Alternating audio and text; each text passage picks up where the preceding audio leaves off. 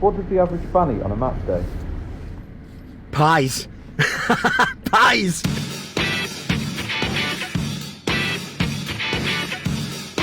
Oi, Kate.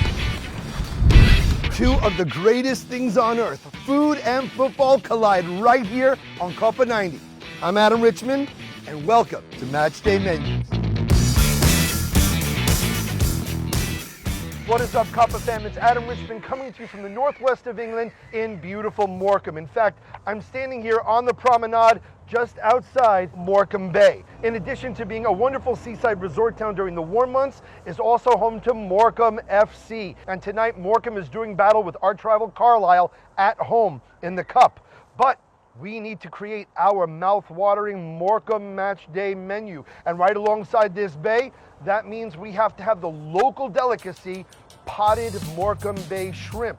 But that's not all. We're gonna have unbelievable fish and chips and a pie that has been voted the best in football, best in England, and even sold at Harrods.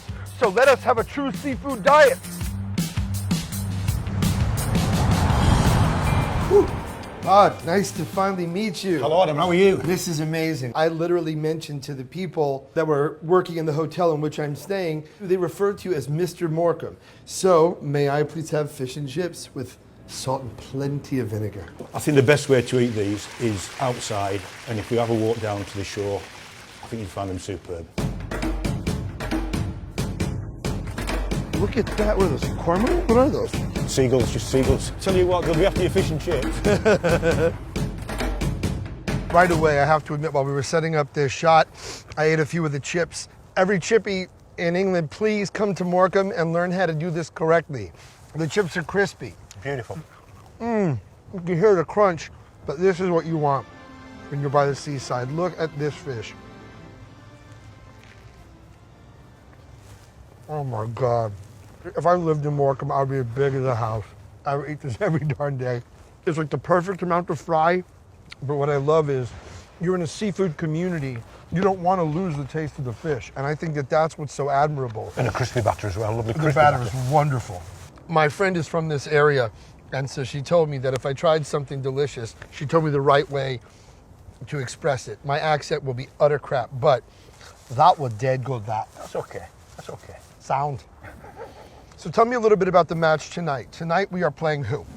Morecambe are playing Carlisle United, which is very much a derby game. Should be a good game. We've got a new manager at Morecambe this week, so that'll create a bit of interest. At our level, you're nearer to the football. We term it as football you can touch, because you can't see the players after the game. They are around the stadium. They do go into the restaurant or the bar, so it's much more personal. The badge itself has a shrimp on it. Now, the potted shrimp is a delicacy that was created here. Can you just take me through what exactly is a potted shrimp for a potted shrimp novice? Okay. So the shrimps are caught on the bay. There's only 2 full-time trawlermen now shrimping for them. Is that right? Yeah. They're boiled on the vessel, brought to shore, picked, and then you've got the small brown shrimp. The potted shrimp is set in butter and eaten with either toast, warm, or cold with just wholemeal brown bread. Oh, wow. That's delicious. It's almost like mini scampi.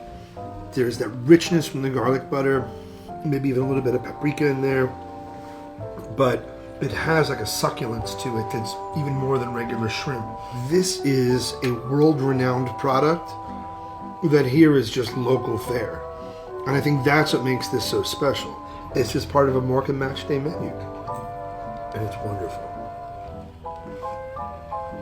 Nobody, and I do mean this, nobody does just toast like the Brits. I don't know why. I'm gonna finish my potted shrimp, take in a few more of the sights of this beautiful city, and head to the ground and sample the absolute best pie in football.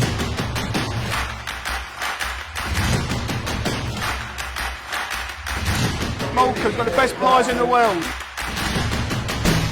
We are at a football ground that holds thousands of supporters, and every pie is made by hand. Like, it's literally three, four of us making pies. Morecambe has actually won Best Pie this very year in 2019. To have the best of any given British staple is not easy to do. What gives you the competitive edge? I'd go down the pastry recipe has been passed down from my pastry chef. Her family's passed down generations. Really? Her family used to own a bakery and they used to make pies, and that pastry is literally, I don't know, decades and decades worth of old. Me personally, I don't know the recipe for the pastry. Is that right? Yeah, there's only one person in here that knows it. I love that. So we have a decades-old pastry recipe and 4 people turning out thousands of pies for thousands of spectators, and yet the quality is so consistent that this wonderful stadium, they make the best single pie in this beautiful country.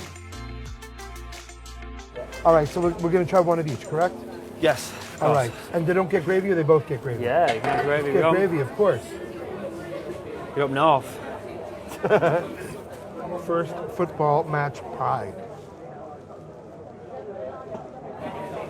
It's going to be hot. Oh, is that good? You know what's amazing? It still feels kind of light. Phenomenal. I get why this one won the award. From a culinary standpoint, it's got the most nuance, but it's just, the flavors are layered.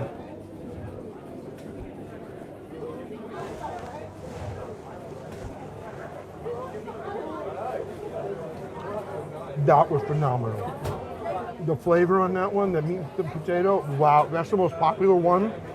I don't know what I wanted in my first meat pie, but that was it. I don't think I can praise this pastry enough. You can tell it's a secret recipe. See how it separates? That's something that a baker made. So if I actually pull it apart, you see, the layers actually come apart. It's a proper pie crust. You have the best napkins in England too, because I really need one. All right. Unfortunately, Morecambe are 1-0 down at the half. We have 45 minutes of play. I have essentially 22 and a half minutes of pie eating.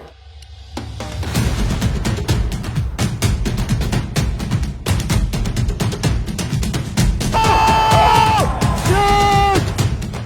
Yes! What a shot! The pies in Morecambe, the potted shrimp in Morecambe, fish and chips. We made sure we did that. Is there any other flavor that we are missing? Really, really nice Saltmarsh lamb just down the road at Grange over Sands. Saltmarsh I'd really lamb. suggest trying that out, yeah.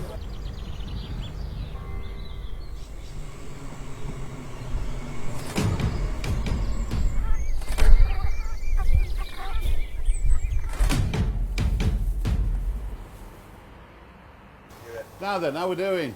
How are you Good day. doing, sir? Yeah, I'm all right, thank you. Well, a pleasure to meet you. Adam, a Yeah. pleasure to meet you. We've got the Saltmarsh lamb, which we're quite well known for because we've been selling it for a long time. The buzz is that essentially it's kind of pre-seasoned because they've been, grazing on these salty grasses. Is that true? That's true, yeah. The French, I don't know French at all, except one phrase, and that's pré-salé agneau, which means pre-salted lamb. That's as good as your French gets. Different types of grasses, that's the main difference between, well, we call it the lowland lamb, if you will, that's fed on meadow grass. Right. That's seagrass. It's a delicate flavour, we like to put it. It's like a sweet, delicate flavour. Would you like to follow us then, Adam? We're going to go downstairs. We've got a piece of lamb that we're going to put in the oven. It's a bit cosy down here, but it's the best we can do. I love it. It's normally 3 or 4 down here working. It's pie country. How many pies are you turning out a day? A couple of thousand a day down here. Oh my goodness Yeah. gracious. These are just pork pies. We do the steak pies, big sausage rolls and all sorts. This is Sam, this is our head chef Pleasure, down sir. here in the operation. And we've cooked a piece of Saltmarsh lamb for you to try. And, looking forward to what you think about it. Now, how long have you been carving meat and cooking meat? I can say for sure it's more than 20 years. Well, I season with salt and pepper, and then seal it on the grill, and then quick oven for 45 minutes. And then you rest it for about 25? 25 minutes. So half the time that you've cooked it, you want to rest it. Any spices or flavorings on it? A bit of rosemary as well. Rosemary, lamb's best friend. By the way, Crocodile Dundee, you were wrong.